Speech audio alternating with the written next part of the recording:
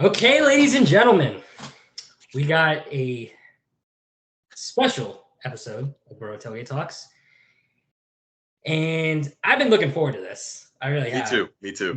Yeah. We got the current quarterback coach for the Toronto Argonauts. I hope I did say that right. You Okay. got it right. All right. We got Mike Miller with us today. He has been friends with my dad for since what, college? Yeah, 30 years, 34 years. Yeah, and so yeah, we're happy to have you on. Yeah, thanks for having me, guys. I was Yeah, absolutely. looking forward to it as well. Yeah, so we got some. So you graduated from Clarion, your Golden Eagle, of course. That's right. And so you first got your feet. And if there's anything I got wrong, obviously correct me. Sure. So you first got into coaching with Robert Morris back in '97 as the graduate assistant and a running back coach. That's exactly right, under Joe Walton. And my real mentor was Dan Radakovich, and he referred to himself as Bad Rad. Yeah, and he is the man, believe me. Yeah, and we'll go through the team history first, and then we'll go back to whatever, because there is a question about when you first got your feet into the door with Robert Morris and then the other teams. So then after Robert Morris, you became a offensive quality coach for the Pittsburgh Steelers, 1999, and obviously probably being a Pittsburgh guy when you became that for the Steelers. I bet that was pretty cool since PA guy and everything. Yeah, no, it was huge. It's all God, believe me. I was an intern after college with the Pittsburgh Penguins in '93 in the front office, and then '93-'94 season, and then the '94 and '95 seasons I interned with the Steelers in the front office, media, PR, did some operations.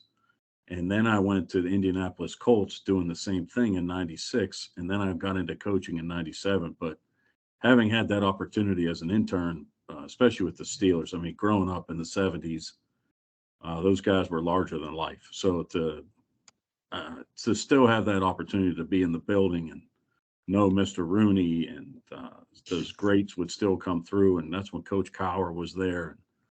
That really paved the way, as I've told. I think I probably mentioned this to you too before, Mike. And when they say someone's always watching, it's true. I mean, so you always got to remember, you got to be yourself. You got to make sure you're working hard and you treat people right. Because had I been a clown as an intern, when I left after the '95 season, 3 years later, Coach Cowher, or 4 years later, hired me as the quality control coach, and I have no playing experience in college. So for him to take that chance on me, the foundation of that was first laid down when I was an intern. So I was able to prove, or all you're really looking to do as an intern is show people that you can work hard and that you can get along with people. And then hopefully God will bless you with opportunity past that. So, yeah, but to ultimately answer that question is, yeah, it was a huge, huge blessing, beyond thrilled and grateful to go back and think, wow, I'm actually on the Steelers coaching staff with Bill Cowher and the rest of the greats, Dick Hoke and Mike Mularkey and Kevin Gilbride, and um, just so blessed. And yeah, it was a big deal. It was a big move in my life. So I was very, very thankful. Yeah, the thing is too. The first question was that I was gonna ask with when we got to the questions was, what was it like to get the call from a Hall of Fame coach from Bill Cowher? But that was, yeah, that is great. And so then after the Steelers, you became the tight end and quality control coach for the Buffalo Bills in 2004. Yep. And then again 2005 tight end coach. And then now, forgive me, the Berlin Thunder. What league is that? So that was in NFL Europe. Oh, okay. So that was a situation where they would allocate a certain amount of players, And then we also had some international players. And it was a great environment for a young coach like me. That was my first coordinating opportunity. I coordinated the pass game and coached the quarterbacks and receivers. And really, you could go over there and learn from that level and that kind of responsibility of running the room, installing the offense, the plays, running that stuff at practice, making all the corrections and adjustments, and getting that game experience with relatively no pressure. I mean, you still had to win, but it was a developmental league, not only for players, but it was also for coaches. So that was really a great opportunity for me. Yeah, and then you went back to Robert Morris in 2006 as the defensive line coach, and then Yep. of course way back. Well, from let me say this real quick. So I did that when I got back. I got called from Robert Morris. So I actually was in 3 training camps in 1 calendar year. Wow. So with 3 different teams. So I really wasn't sure if I wanted to do it, but I'm so glad I did because I went on defense for the first time. Again, working with Bad Rad. My good buddy Scott Benzel is now the head coach at Westminster. And that to this day was the single most fun I've ever had in coaching that season. We were number 1 in the country in overall defense on all divisions. We had, I think we had 2 all. I know we have a ton of all conference. I want to say our linebacker was all America, but it was great. We had great players, but great coaches, and just a chance to learn from that side of the ball was a lot of fun. Yeah, that's great to hear. Now, next team is from when I was a child, far back as I remember. 2007, the wide receiver coach for the Arizona Cardinals, and so that was the year Larry got drafted. No, so Larry was drafted in 2004. Okay, yep. Yep. So we'll get to Larry in a little bit. So then, of course, wide receiver coach in 2007, and then the offensive coordinator in 2011. Yeah, I did receivers coach 2007, 2008. Mm-hmm. In 2008 when we went to the Super Bowl and lost to the Steelers. Yeah. But we coached, I had 3 1,000-yard receivers on one team in the same season. That was only done 5 times in the history of football. And we had a lot going. I mean, I had great players to coach. We had Kurt Warner playing at a Hall of Fame level. But the thing about that really made that experience special was those guys, as great as they are, I believe 2 of them are Hall of Famers, and Larry and Anquan, and obviously Kurt's already Hall of Famer, but they were all even better people and just so much fun to work with. And they always wanted to get better, teach you, see if they could improve each and every day out on the practice field. And yeah, that was a really special experience. Yeah, you guys definitely had some serious talent on that team. Looking now, Edgerrin James, I want to say, was probably a little bit older by that point. Yeah, he was at the end, but when we got to the playoffs, that's a good point, Alex. He turned it on. He was he was again, these are all really special people. They're great people. No doubt. Yeah. Now just a curiosity question. But for the 2008 for the Super Bowl, at any point did you get to like shake hands with like Roethlisberger towards the end, or? So I do not know Ben. I left after the 2003 season. He came in 2004. I remember I could tell he was confused on the field in pregame at the Super Bowl because a lot of the Steelers I still knew. And I really was close with a lot of them. And so they were coming across the 50 to hug me. And he was warming up, and they could tell he kept looking like, who is this guy that all of my teammates are coming over? I mean, it was a really special moment because to think God ever blessed me with the opportunity to be on that stage. Again, we spoke earlier, growing up in the 70s, I thought all the Steelers did was win. I didn't know you could grow up to be a Steeler. I thought they were gods. They came down.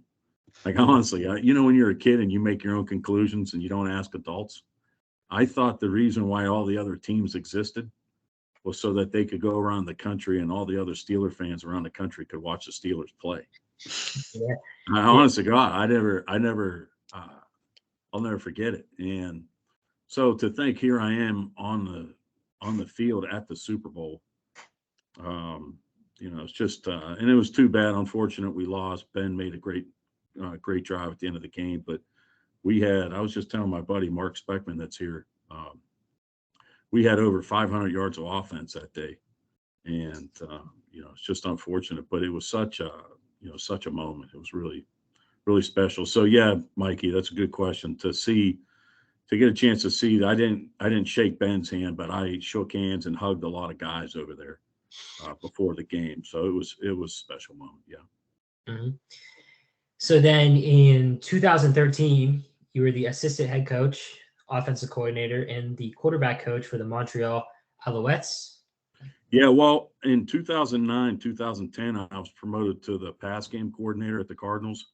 Mm-hmm. And then in 11 and 12, I was the offensive coordinator. And then after 2012, we started out 4-0. We lost a bunch of guys to injury. We wound up losing 9 in a row.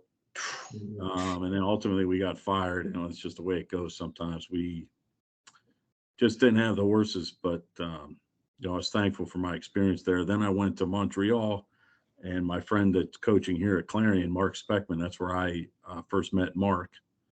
And this is a great business in that way that I'll say this. I know a lot of people won't say this, but there are a lot of bad guys in this business. There really are. It's probably the same in any business. It's very cutthroat. You got a lot of phony guys, a lot of guys that are front runners, egos. And when you get a chance to meet special people in your life, such as Mark, Russ Grimm, Matt Rach, you go down, even how I'm now working with the Toronto Argonauts. Our head coach, Ryan Dinwiddie, was our quality control coach in Montreal in 2013. Okay. And I left after that season. He always said, "Hey, I'm going to try to hire you if I ever get a chance." And so there you go. 10 years later, he hires me. So there are a lot of good people in this business too. And because you put everything on the line. You put your whole livelihoods are on the line together. And so you can get real close with people real fast in that type of environment. And if you're fortunate and blessed to come across quality people, then you really wind up having friends for life. So it's a great thing about the business. Mm-hmm. And then after the Alouettes, you went to Alex and I's school, Edinburgh University. Now, Edinburgh, Fighting Scots, 2014. Yep. Fighting Scots. You were the offensive coordinator, quarterback, and wide receiver coach. Now, quick, and we got a question about Edinburgh a little bit later, but we got to ask, since your alma mater is Clarion and we are from Boro, what do you think about the Penn West name change? Oh, well, I'll tell you what, you guys might be shocked. I actually like it. I think I'll tell you why. I get why you guys might not like it. I understand that. Mm. But if you had a chance to step away and really look at it, this was a really difficult situation for everyone involved. I mean, I think it's really, there were some real concerns about some of these schools having to close their doors. Yeah, there definitely was, for sure. I mean, with all of the facilities that are in place on these campuses, all the people that have jobs, and for the life of the town that these schools are in, I mean, it's a real emergency. And we all know that there was corruption at the state level, that when they signed that bond to build all these individual suite living dormitories, that the population in Western PA was already going down through the years. People have to leave for work. And so, and the people that were going to school, the enrollments were going down. So at no time should they have ever built those dormitories. But as corrupt government goes, they did it, and now it really puts some schools behind the 8 ball. So I think in pooling their efforts and being able to really give you, who else is Cal? Is Cal also involved in the in the grouping, right? Yep. So again, it's not traditional from that standpoint, but in a way, it really helps these programs stay alive in this market to say, hey, if you come to let's say a kid comes to Clarion, but I know nursing is big time at Edinboro. Huge, yeah. You can still take the Edinboro nursing classes, and correct me if I'm wrong, but I thought that's how it was going.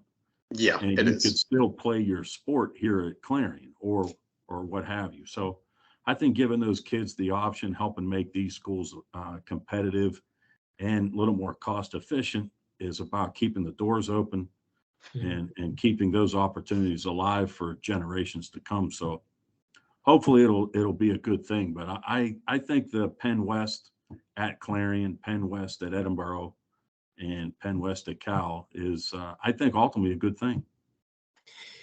Yeah, I mean, I think the reason why most people just don't, I think it's just a name thing, honestly, why people don't like Definitely. it. Honestly, I think that's really what it is. They just, I mean, I was like that too until like actually like after what you just said, because it really does make sense. But yeah, I think it's just a name problem. Yeah, it's going to take some getting used to. That's for Yeah, sure. yeah. It's kind of like also if like a team relocates, like you may not like the name right away, but like you're gonna have it's That's not right. not going anywhere. So Yeah, for sure. Yeah. I mean, you guys are still Boro. Yeah, our class is the last to actually, I believe our class is the last one to have just Edinboro on our degrees when we graduate from school. Oh, okay. Wow, that's interesting. I didn't know that. Yeah, because we enrolled and then like midway through our first year, they did the merge. So we're Okay. technically still just going to be Edinboro University on our degrees, but like Nice. this current enrolled class will be Penn West and all going forward from there. So Okay. All right. yeah. So then you went back to Robert Morris in 2016 to 17 as the offensive coordinator and quarterback coach. Yep. And then Westminster in 2018 as the defensive coordinator and the defensive line coach. And then 2019 as the offensive consultant and the assistant O-line coach. Is that correct? Yeah. So what happened was after I left Edinboro after 2014, and I accepted a position with a developmental league as the offensive coordinator that ultimately, due to funding, did not get off the ground. And then that summer, I was in a head-on collision. Mike, you remember you guys stopped down to see me when I was recovering. So I kind of lost. It's all God why I'm here. But I lost that whole season. And then I was hired at Robert Morris, did not get a recruiting year. And then our only recruiting year was 2017. And we beat Dayton for the first time in 20 years. But then I had a lot of injuries in the first, I think, week 4, and we wound up finishing, I think, 3-8. Our head coach resigned, and then we all were let go. So went to Westminster. Again, my friend is the head coach there. They had some movement. So I went on defense. And again, just learned a lot again, got back on that side of the ball. We had a great season. And then in 2019, Kevin Gilbride contacted me about being the receivers coach for the XFL.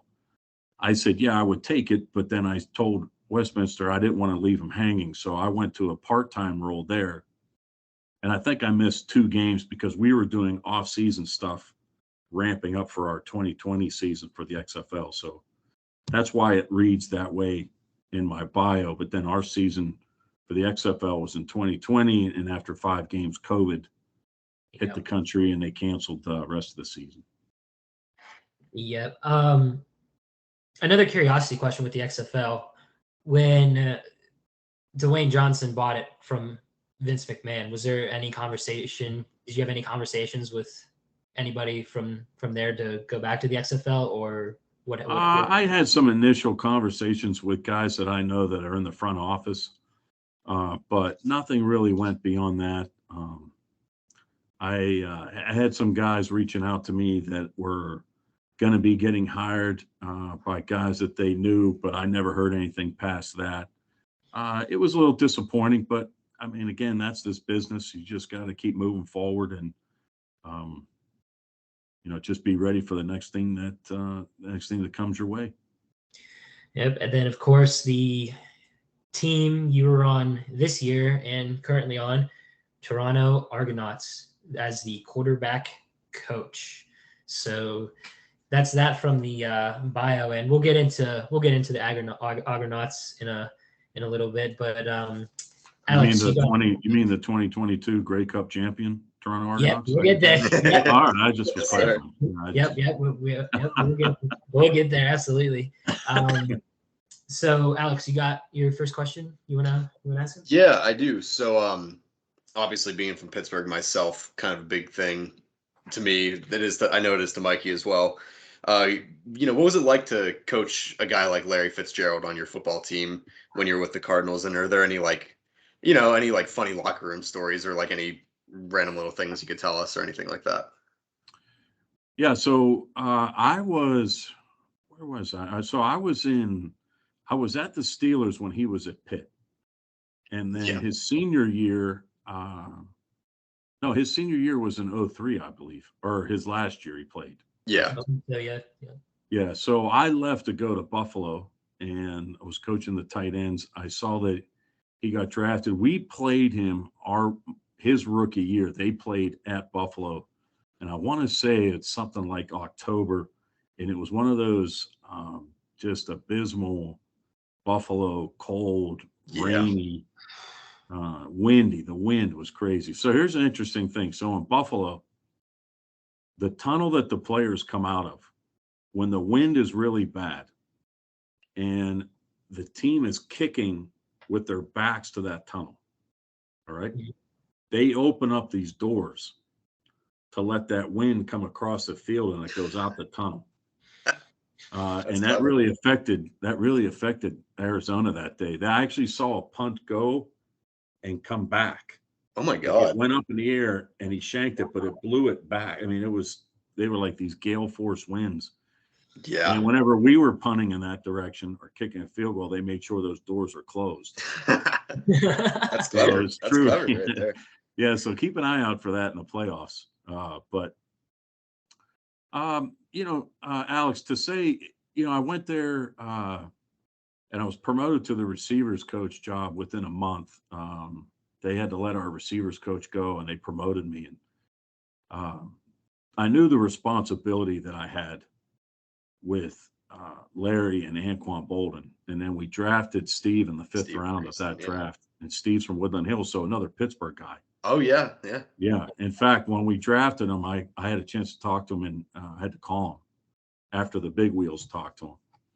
And I said, "Hey, Steve, I hate to tell you this. I'm always going to be over the table with you, but we've got a problem right off the bat." And he was like, "Oh," and he was like, "Hey, everybody, calm down, calm down." So you could tell there was a big party going on at his house. So they quieted down. He goes, "Yeah, Coach, what's the problem?" I said, "Well, you see, I'm a Plum Mustang, and you're a Woodland Hills Wolverine." And he started laughing. And I said, "Well, we'll have to figure it out." Again, another just awesome guy. Yeah. So in coaching Larry, you could just see right away he's just so naturally gifted. Most definitely. But on top of that, no one works harder at getting the most out of his ability. He wants to take advantage of every opportunity, every situation. He's the first one on the practice field, last one to leave. He's very generous, very unselfish, pushes himself, pushes all those around him. Wants to win. I mean, he wants to get his numbers too, because then he feels like he's contributing. Right. Yeah. But the ultimate goal is to win. And I think we always said this as a coach, player has to answer three things, right? Can I trust him? Does he care about me? Can he make me better? And so I always felt if I'm answering those three questions, and if these guys are fair enough to give me a fair shake, because look, hey, these guys are smart. Definitely. And they look at your background too, and they see, okay, this guy's coached tight ends. He was a quality control coach, and he was a GA. He didn't play college ball, because I always tell people the truth. I tore my ACL in high school. Oh, yeah. So that's a nice thing to hang my hat on, but really that, along with the gross lack of talent, prevented me from playing past high school. So I really got a calling from God to ultimately get into this track, but it's a lot of sacrifice and things. But so I just felt I'm always going to be honest with him. I'm always going to know what my job is. And I'm going to set the mode as far as working hard. And, Yep.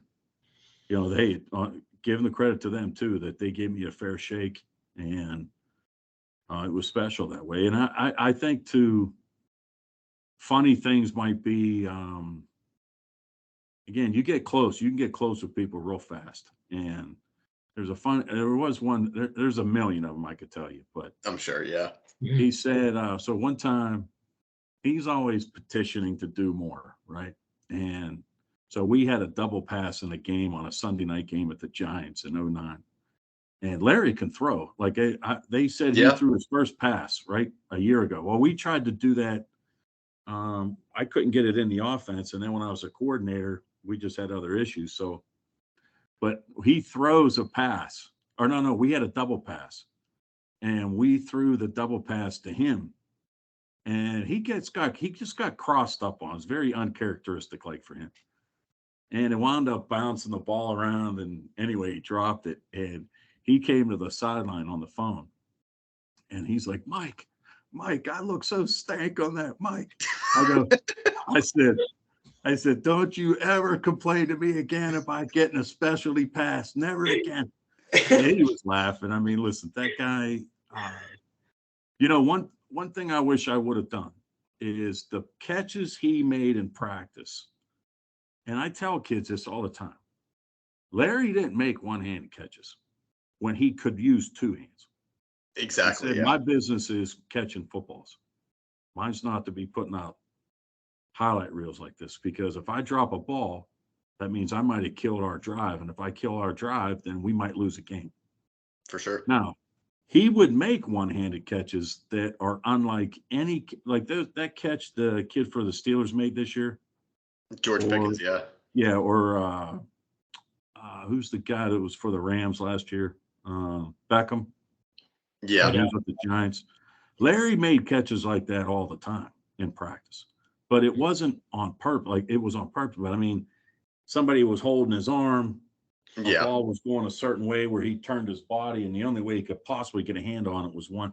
He made those all the time. So, and the other thing that he doesn't get credit for is I think Larry is the best all time catching the ball on the move. Yep. Yeah. His ball skills when in motion are unparalleled. And he is, I'm telling you talk about a big, strong guy. Yeah, I mean, you think I think it was 2014. You were gone by then, but 2014 against Green Bay in the playoffs, in overtime, he caught a slant and took it like 65 yards or something like that. And then Palmer shoveled past it to him on the next play and he scored. And it was just crazy. It was like the first drive. Yeah, he's so versatile.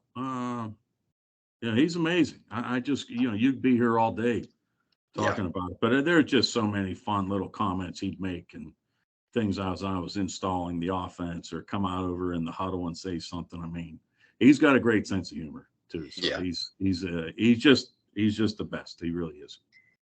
Yeah, I mean, it's funny. I remember the first time when you took us to go meet him, which obviously I was 2011. I was probably like 7, 8 or whatever. Yeah, at the Little League baseball field. Yeah. I remember my dad woke me up. He's like, "Come on, let's go." And I was like, "Where are we going?" So then we go, and I remember, like, obviously, I'm sure my dad knew where you were taking us.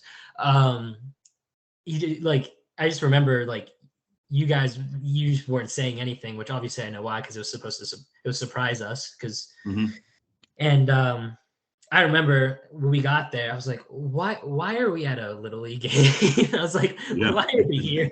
And then it was real early. It was like early Saturday morning or something. Yeah. Yeah, I was tired. I was just like, I was wiping my eyes, just walking up, just like whatever.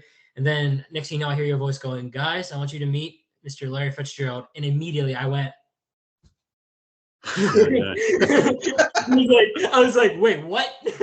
Yeah. He's such, that's him. He was there for his son's baseball game, and you guys were dealing with a lot at the time. And I told him you were coming out, and he said he wanted to meet you guys, just kind of console you a little bit. And, he's just that guy. He's just just a giving person. He's extremely generous. He's very compassionate. yeah, he's just a wonderful person, and all the accolades of the player that he is, but he does so much for charity, and um, yeah, he's just amazing. That's all I can really say. He's just absolutely amazing.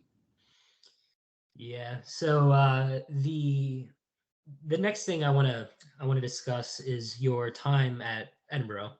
So on your bio, it says that the offense led the country with a 80% completion percentage and set a single season reception record. So what can you tell us about your time at as a Fighting Scot? Yeah, so I was really lucky to have Cody Harris. He was in his 5th year, I think. He may have had an exemption year for an injury. Maybe it was his 6th year, but his older brother is the starter for the Montreal Alouettes in the Canadian League, Trevor. He was also an Edinburgh grad. Cody would have done really well in the CFL. He's a little shorter, tough, can move around, extend plays, great arm, great vision, super smart, great leader. So I was really lucky to have had that guy, first of all. And then we had Anthony Williams, who's there now. Anthony was a true freshman. And then I think he just had some personal things going on. He had to leave school for a little bit, but I know he's back now. Another great guy, hard worker, tough kid, really good back. So offensively, we did have some weapons. And then we had Darren Massey, who we set that record with on the reception record. And we also had Jake Sisson, who was a true freshman then. Jake went on to do really well for Edinburgh.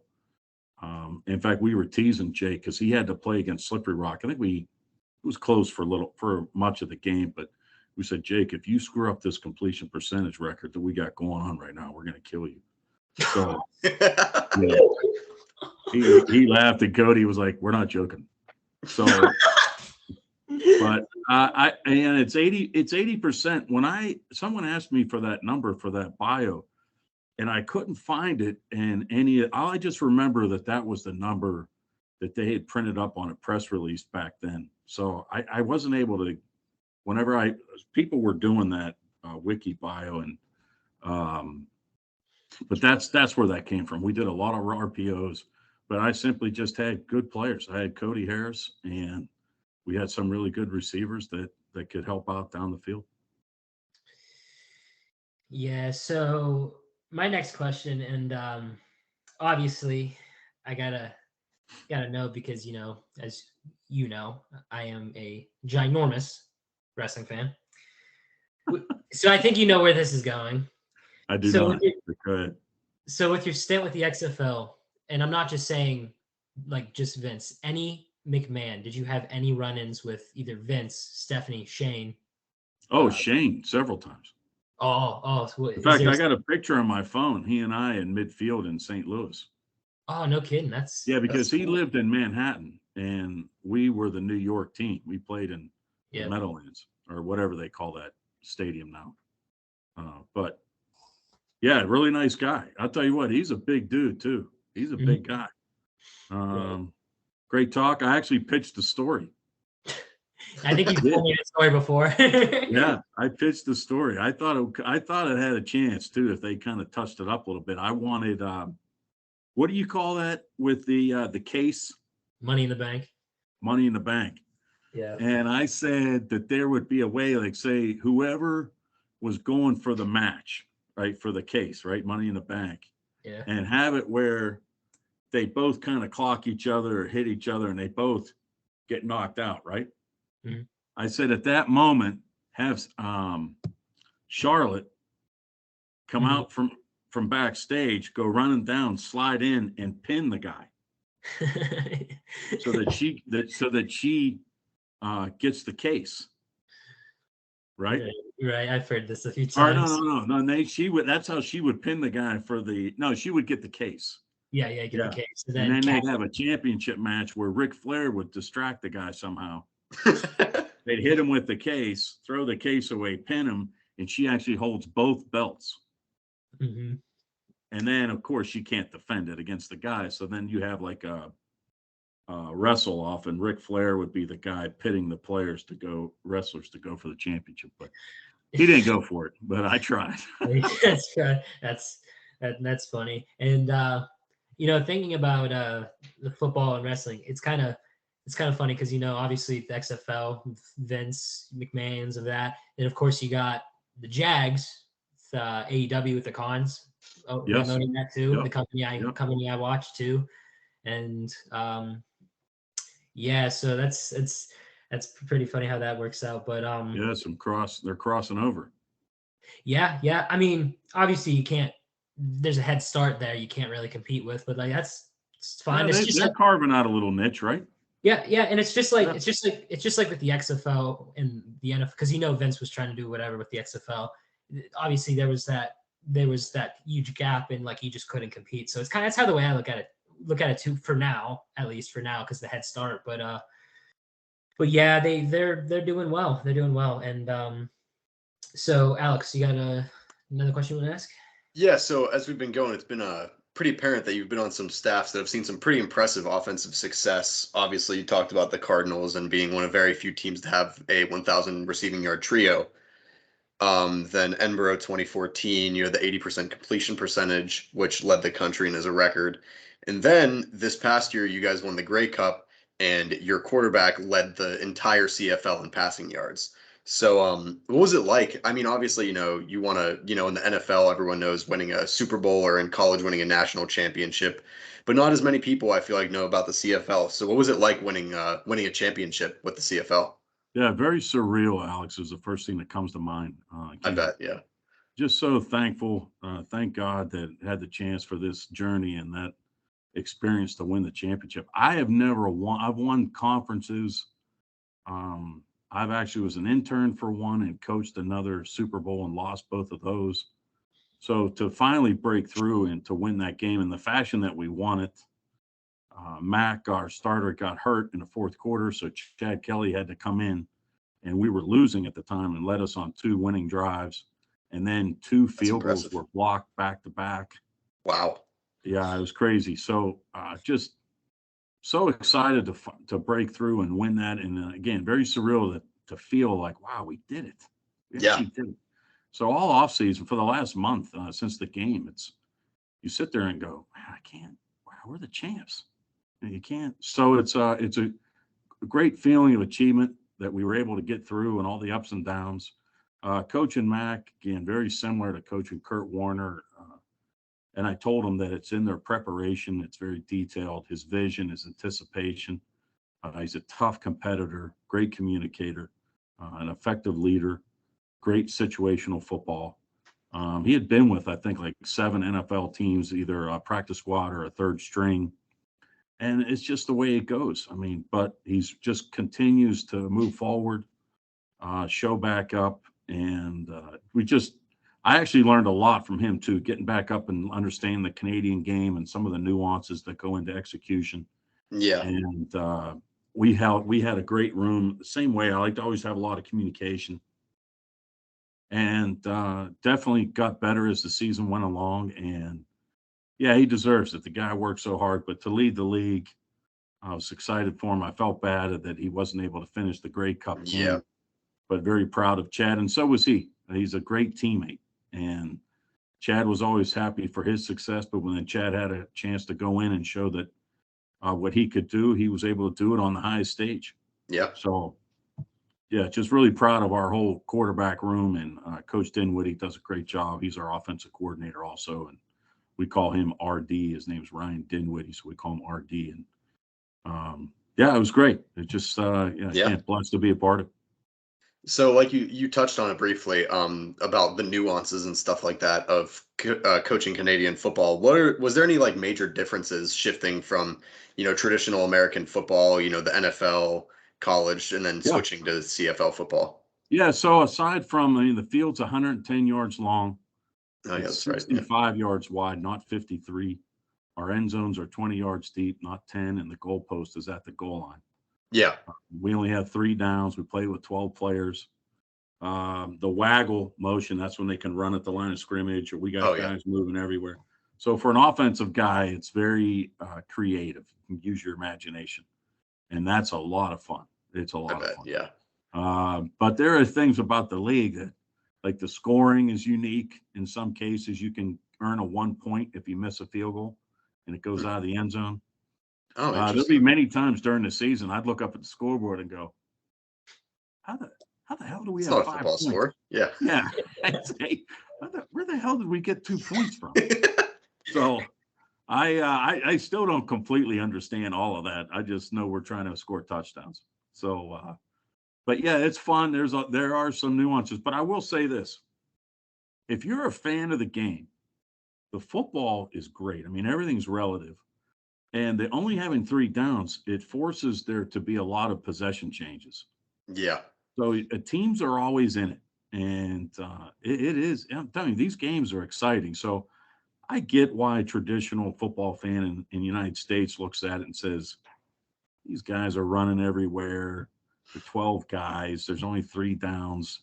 And yeah, you can say that and people make fun of it. But if you really sat down and gave it a chance, like I'm all in. I really enjoy it. And it's Absolutely. fun. If you guys get a chance, you watch a game for its merit for watching football. I promise you, by the end of that game, you're going to think, wow, man, this team had a chance. And it's exciting. So bouncing off of that, actually, was there like any culture shock or anything like that, or is it pretty similar kind of thing? Everyone kind of treated the same way. Yeah, for the most part, it's still players, coaches. You're still playing the game. Moving up to Canada, that type of culture shock, not so much. I mean, it's very similar to the Yeah. United States. It's a beautiful country. I was blown away by Vancouver, Halifax, Ottawa, Calgary. Toronto is great. I would highly recommend if you get a chance, get your passport and get up there because it Yeah. really is Sure. a beautiful country. All right, and then final question for me, just kind of a typical question. If someone, were just to come up to you on the street or something like that, and they wanted to be a coach and everything, and asked you what to do, what not to do, or for any advice, what would you give them? Yeah, I think the first thing I would say is look to volunteer because you just got to try to get your foot in the door. Like I said, it's almost like an intern. If you can get a grad assistantship at a university somewhere, Yeah. start coaching local football. Where I was really blessed was my first coaching opportunity as a grad assistant at Robert Morris, coaching running backs, a smaller program. You actually are the position coach. Yeah. But the foundation for me was built with Joe Walton, former head coach in the NFL with the Jets. And then again, Bad Rad, his career, he was at Penn State, started linebacker U, went to the Steelers, coached the defensive line. They became the Steel Curtain. He left, Yeah. went to University of Colorado, came back, coached the offensive line, and they win Super Bowls. Franco's a Super Bowl MVP. So the guy was amazing. So you got to try to be around people that you can learn from, learn the right way. For sure. But no is never in your vocabulary. You're just looking for any opportunity. So that would be my advice. And just keep working as hard as possible. When I was at Robert Morris as a grad assistant, we only got room and board and tuition. So I Yeah. worked for FedEx from 2 till 8 in the morning, unloading planes because Robert Morris is right next to the airport. Yep. And then at 8:30 to 12:30, I delivered bread for Wow. Mancini. And then I went to the office by 2:45. We had practice till 5:30, and then I had class from 6 till 9. Wow. So I Yeah. did that for almost a year. That's crazy. And That's a lot. For yeah, I sure. mean that was my situation. That's what I had to do. But other guys have similar stories where you got to go all in and pray. Absolutely. Yeah. Man, you ain't been to Pittsburgh if you haven't had a slice of Mancini's bread, though. Am I right? Oh man, they used to tell me, you don't understand. Christmas Eve and New Year's, they're gonna be wrapped around the corner. Mikey, Absolutely. it was 4:30 in the morning and they were stretched 2 blocks. That sounds about right. It's Listen, I true. pull up in that van and those people on, I think it was Wednesday or Thursday with the raisin bread. Yeah. Yep. Oh my God. They were yelling at me at Giant Eagles. Hey, where the hell have you been? Oh man, it was crazy. Definitely. That's great. But Alex, you got any more comments before we get into the Pittsburgh and the Pirates and Steelers talk. Hey, by the way, Moon, you're from Moon, right? Yeah. So you got to be a Wings, Suds, and Spuds guy. Absolutely. Oh, Absolutely. my God, Mike, you never had these wings. Mike, you're gonna have to come down with me. Oh, you're gonna have to come down. Listen, come down to my. What you're doing right now and get down there. Come down to my stomping grounds and get some wings. Yeah, Alex, continue the show. I'll go warm up the truck right now.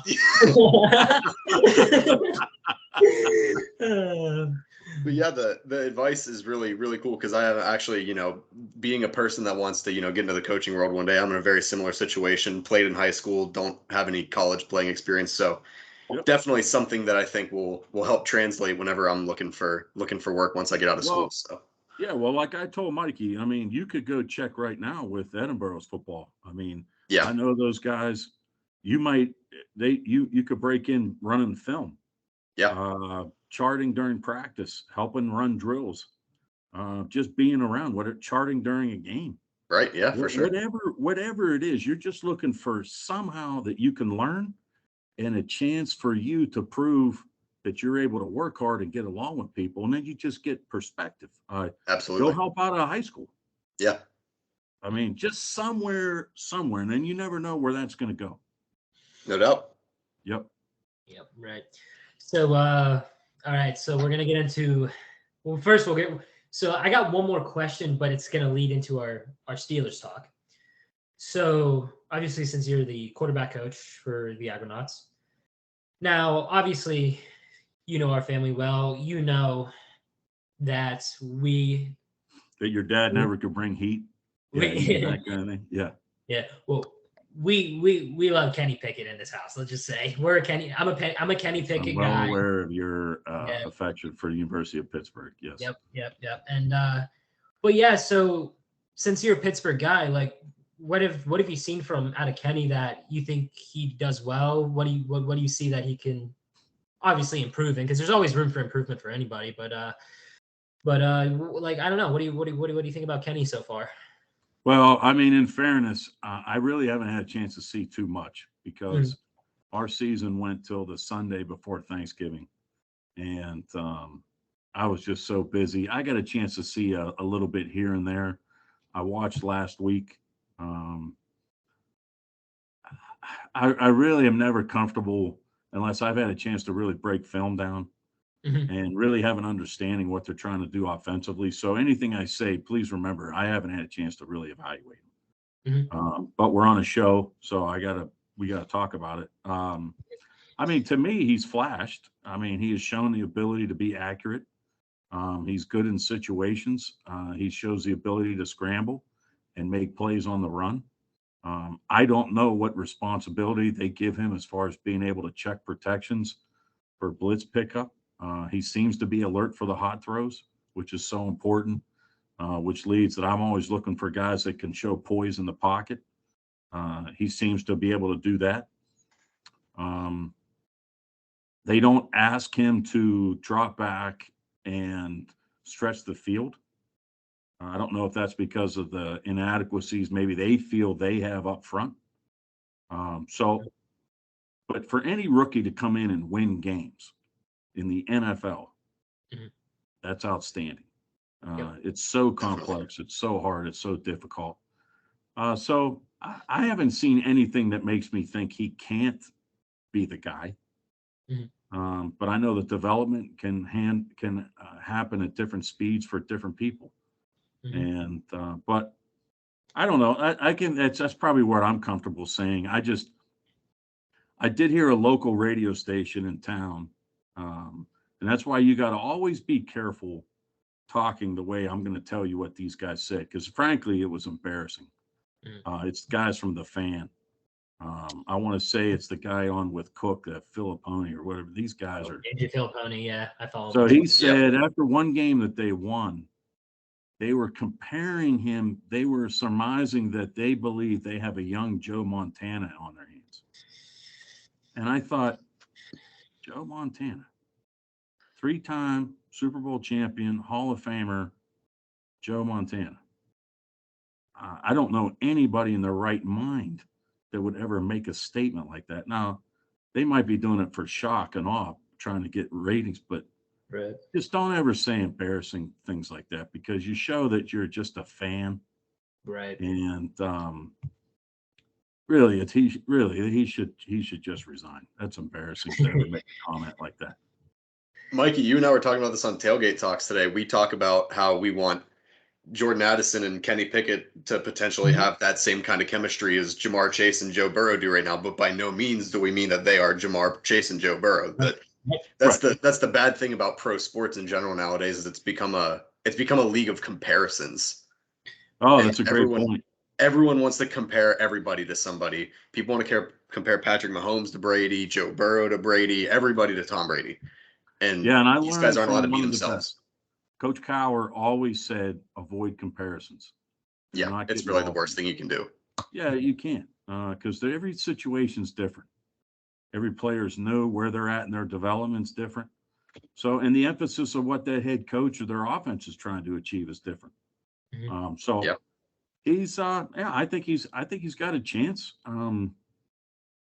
But I see some rookie things that are typical. I mean, people want this microwave society of having these great results. Like now I'm hearing about this Purdy kid at San Francisco. Yeah. I mean, is he, they're talking about it on the radio. Is he further along than Pickett? Is he a better than Pickett?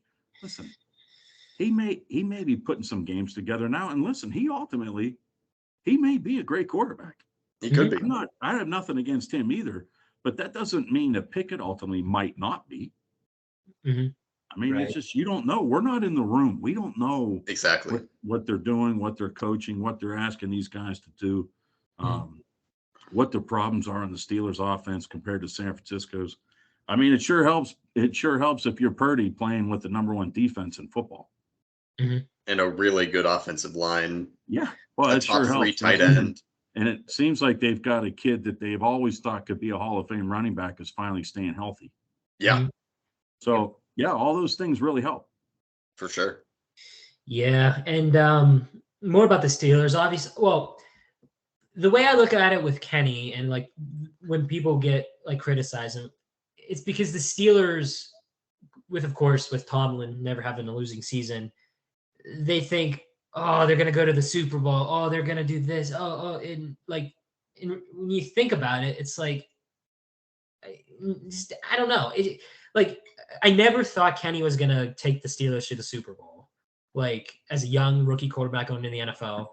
And yeah, I agree. I mean, comparisons is just because because then of course Kenny gets compared to Ben and everything. Like, how unfair is that situation?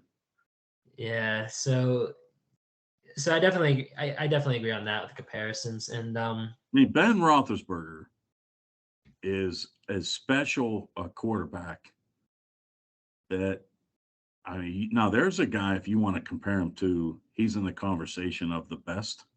Mm-hmm. I mean, since his first year playing, he played in the second half of the first game or second quarter of the first game ever in 2004 in Baltimore.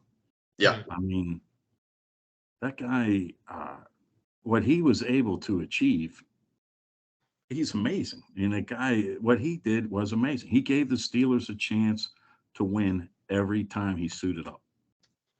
And hey, they had some real unfortunate things happen in the playoffs, but every year they were there. And so there's another guy. I mean, you may never see another Ben Roethlisberger.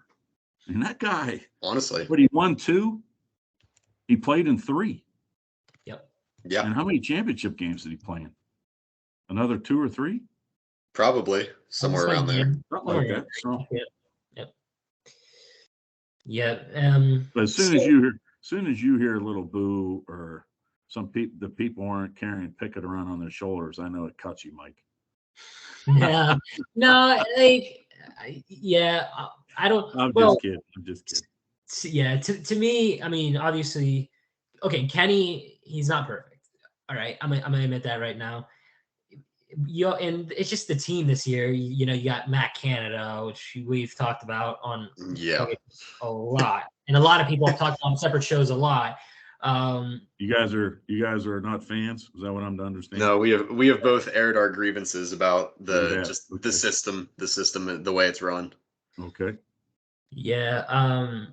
But I definitely think it's going to be interesting to see in 2023 and on, because Kenny definitely has, like, he's got good targets, and like if they can somehow get Jordan Addison, like, just think about it, on the offense you got Kenny, Najee, Pickens. I don't think Johnson's going to be on the team, like, in the future. Well, don't they give him a 2-year deal? I think so. I think he'll be Something here. short, yeah. He'll be there next. He'll be there next year, but he's not a. 3 years from now, I don't think he'll be a Steeler. Okay. So Pickens, maybe Addison, and then maybe that Calvin Austin who got hurt, like, and then of course Freiermuth as well. Freiermuth, yeah. They definitely got good targets that could be explosive in the future. I would think. Yeah. So Yeah, for sure. So there's that. So all right. So I don't know how much you've been paying attention to the Penguins. I mean, I've had a lot of. I just went to last night's game. Oh, you did? Oh. Ooh. Oof. Yep. I didn't watch it because I was coming home from work, but yeah, yikes. I'm a big fan. I watch almost every game. Yeah. Was it 3-0? 3-0 at first? They were up 4-0. Oh. Man. They were up 4-2 with less than 5 minutes left in the game. Oh, that's horrible. Yeah. So I heard Paul Steigerwald today on the Fan. And again, I interned in 93, and I actually was very disappointed in hearing Paul Steigerwald's comments. Thought they were way off. In fact, I'm still shocked to hearing what his opinion was. He felt that the Penguins got a little full of themselves for last night's game. Huh. Like, what's he talking about? What? He said they actually weren't playing very well even when they were up 4-0. And I thought, I don't know, I don't get that at all. But here's what I've observed and what I have observed for the last few years. And it was we were talking. My cousin Tom went with me to the game last night. There's something about, and I love Mike Sullivan. And again, I'm going to do something here. I don't know hockey. I'm just a fan. It's fun to just be a fan. In fact, Absolutely. I thought last night, I'm sure glad I'm not coaching, and I'd have to go in there and talk to this team after blowing that game last night. So it was nice to be able to just get in my car and go home.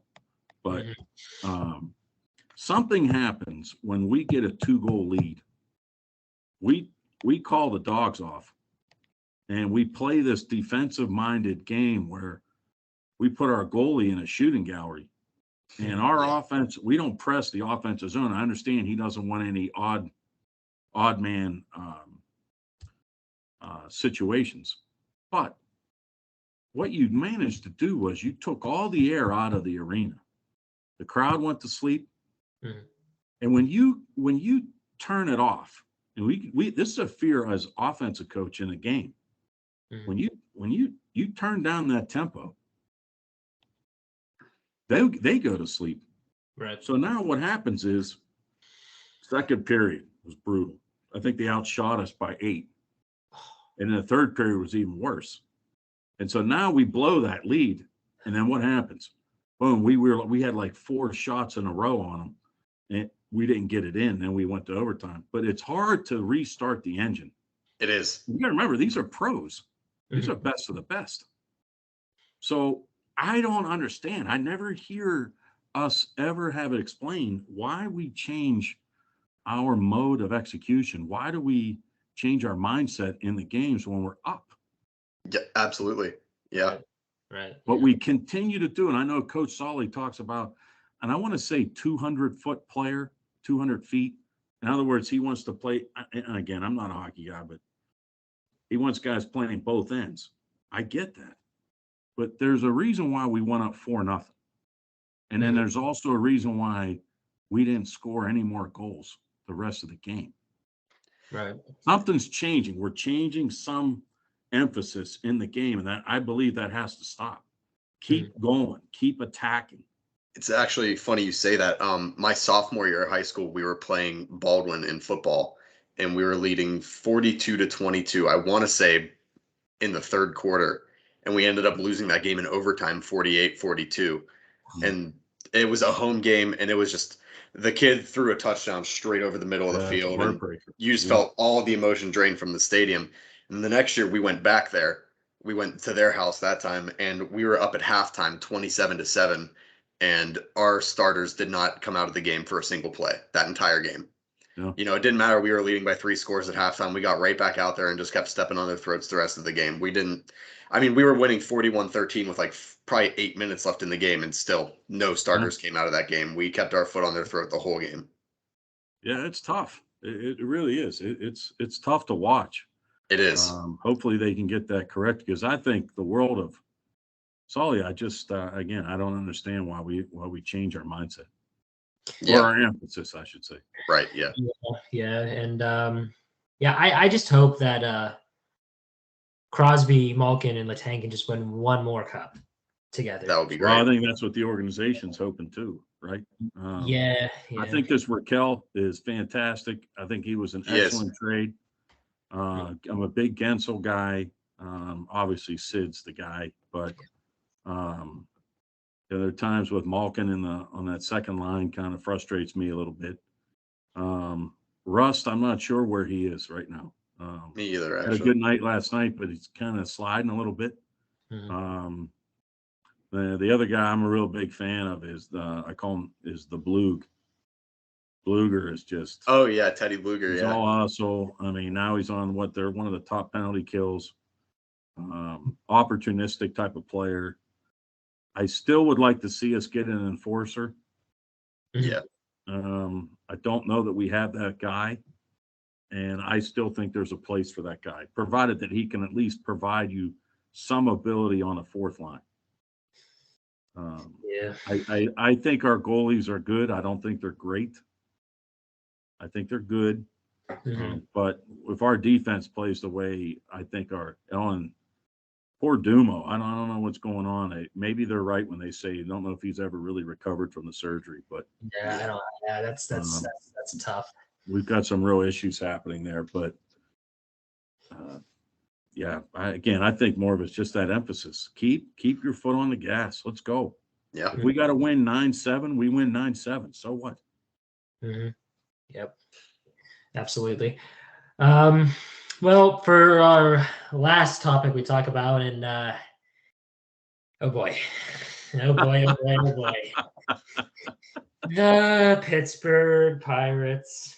I love that banner on your door behind you too, by the way. Oh yeah. The nice. Different logos, minus of course the one they got now, but I mean, we know the number one problem. It's everybody knows it's ownership. Yeah. Yep. Ownership. And well, let me ask you guys a question. You guys asked me a bunch of questions. Okay. So how old are you guys? 19. 19, yeah. Yeah, you're 19. So you remember when we were good in what was that, 16? 15? 13, 14, 15, yeah. Okay, 13. How much do you guys were, you were like 10-ish. 10 years old, right? You remember that, right? Okay. So before that, you have to go back to 92, 91, 90. And then before that, the 70s, the Pirates did well. Yeah, 79 was the last World Series. Yeah, they won the 71. They played in 3 other NLCSs. How hard is it for you guys to be young Pirate fans and know that each year you really don't have a chance? It's frustrating. It really is. Yeah, it's definitely frustrating. Even though I'm not the biggest baseball fan on the planet, I don't watch a lot, but knowing that we're from such a historic city that has had so much success, and you go back to the 70s, the Steelers and the Pirates at the same time, fall, you got the Steelers winning rings, and then spring comes around, you got the Pirates that are at least, like you said, going to multiple NLCSs and stuff like that. So it's definitely, even being a Steeler fan, it's like, okay, yeah, Tomlin's never had a losing season the entire time he's been here, but we haven't even been to a Super Bowl since 2008, whatever. So, and I don't even remember it that well. So definitely different, seeing my parents, seeing my grandparents, seeing everyone, especially being, in the thick of the city and stuff, like right outside the city. Sure. You Yeah, know, all sure. my family's from we were talking about Mancini's. All my family is from McKees Rocks, so Oh, they're yeah. real close to the city. So Yeah, that yeah. that culture is really ingrained in my family. So it's definitely sad Yeah. to know that there isn't the same success that there used to be. Yeah, and looking at the future, it's like I do think baseball overall is broken. Looking at the contracts some people are getting, Agreed. Yeah, I agree, Mikey. but like here's the thing: if good players are getting 100 mil, like Aaron Judge, Correa, who the physical thing, he hasn't even been signed to a team yet, but like those kind of players, like if that's how the culture is going to change for signing people, and you don't want to pay for that, you're going to have no chance at all. Because in PNC, like, trust me, just imagining a World Series game at PNC Park. In my opinion, PNC Park's the best ballpark in the It's world. really nice. It's I gorgeous. mean, it's Really definitely is. up there. We could all agree it's definitely up Yeah. there, right? Yeah. So the fact that they just don't want to try, and that kind of leads to the next part. And of course, I've ranted about this on the show. Well, forced to rant because Alex dragged me back. Brian Reynolds, like, come on, like now. I mean, okay, he's got 3 years of control left, so he does not have to be traded right now. Mm-hmm. I don't. He's your best. He's your best. Okay, let me say this: overall hitter the entire year, like in the entire years he has been up. In 2019, who was the best hitter, or up there at least, on the entire Pirates? I can't even remember 2019. It was Reynolds. 2020 was it was a down year, but that was 60 games. So Yeah, that doesn't count. yeah, and then if you want, of course, people will argue, well, he could have continued to go down the bad path, but like he had a slow start in 2022, and he rebounded like in June. 2021, he was the best hitter on the Pirates, hands down. Before they got rid of Frazier, it was Adam Frazier, but Yeah. Reynolds was still the best hitter in my opinion.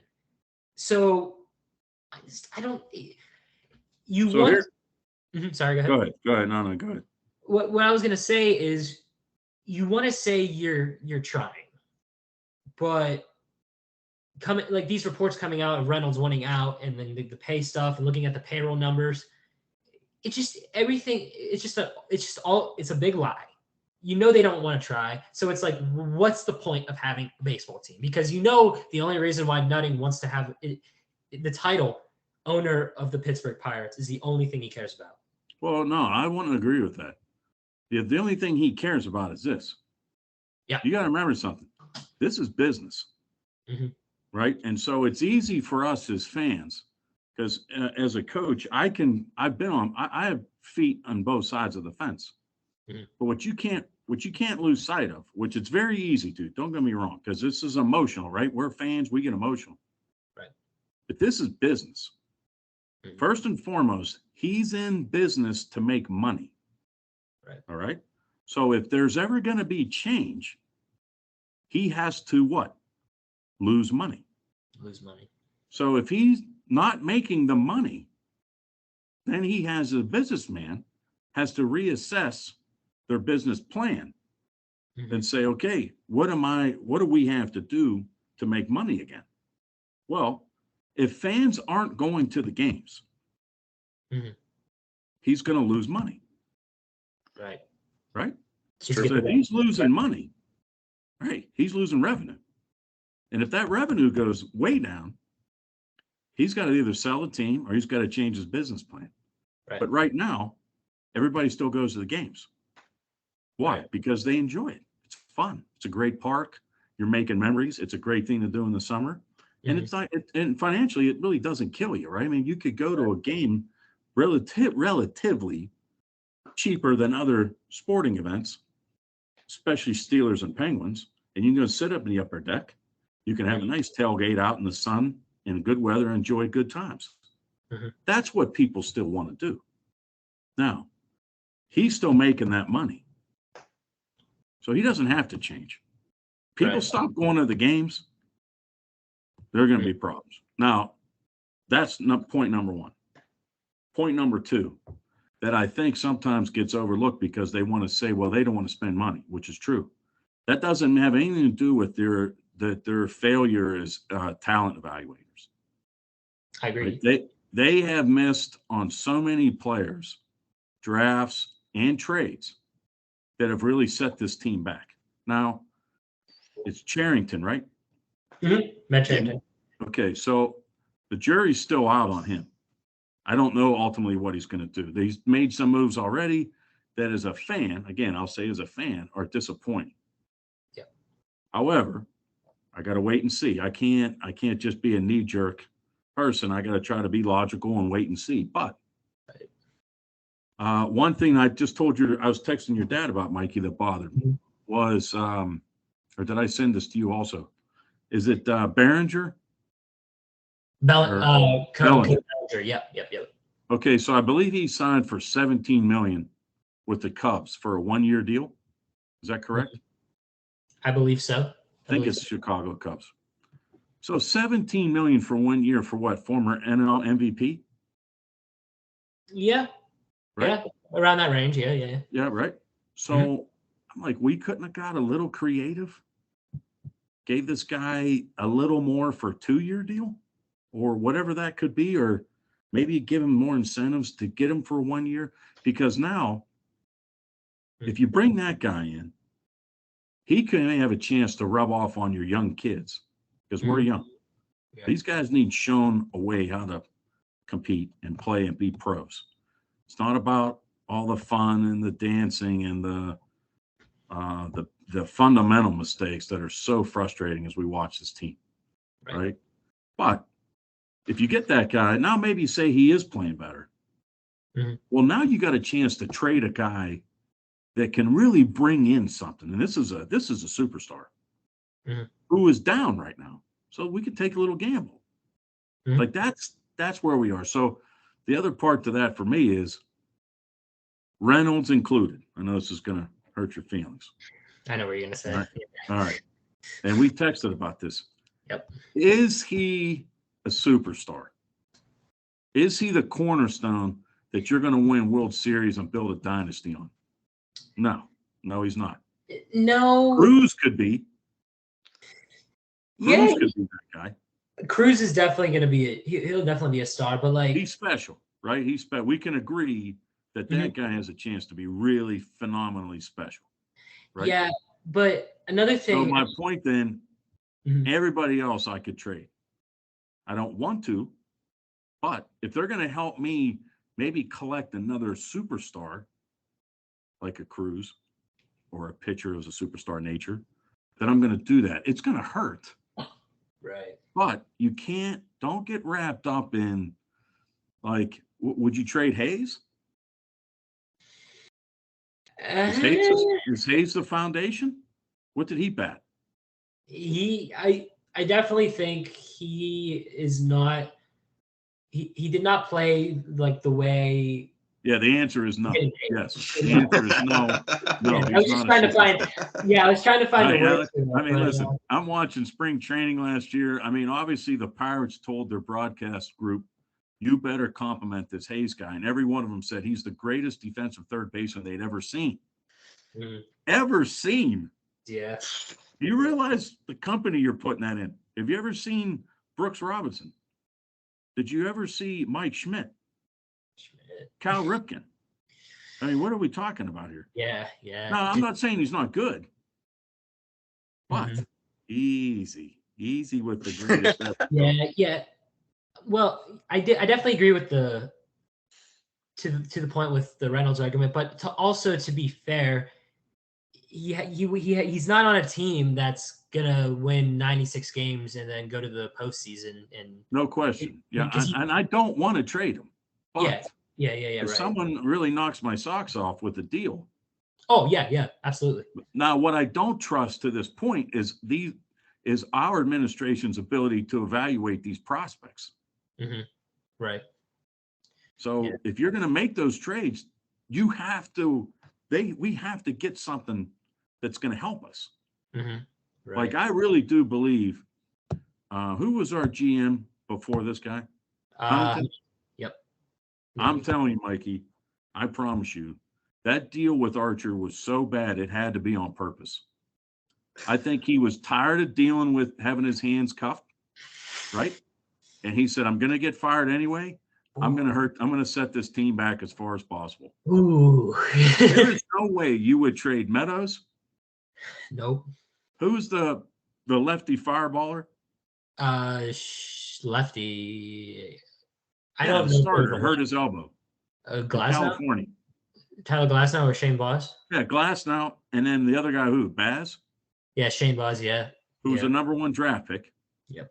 We traded all that for Chris Archer. Yep. Get the heck out of here. You wouldn't do that. You would never do that.